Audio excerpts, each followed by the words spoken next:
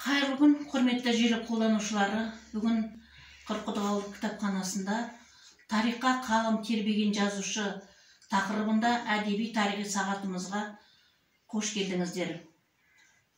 Қазақстан Республикасы мемлекеттік сыйлығының лауреаты, қазақ әдебиетінің тарихында бүгінге дейін көп роман жазған жазушы Ілияс Есенберлиннің қаламынан туған Айқас, Ғашықтар, Қатерлі өткел, Маңғыстау майданы, Махаббат мейрамы тағы басқа сол сияқты романдары оқырмандар сүйіспеншілігіне айналған туындылар.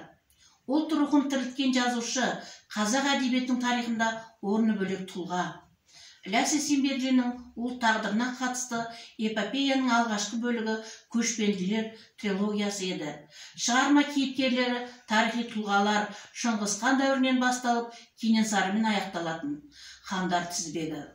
Ел мұңы, арман тілегі, ел бірлігінің ұйытқысы ақын жыраулар, отанын қорғай білген арыстан жүректі батырлар, ұрпақ болашағы үшін күрескен жандар ел есінде сақталып, тарихта қалған өмірде болған тұлғалар.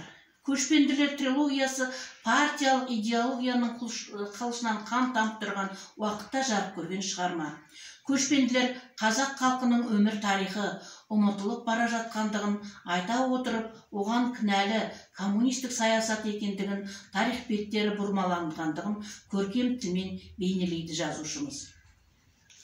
Ілияс Есенберлин еңбек қызыл ту ордені және медальдармен марапатталған осы еңбектері үшін.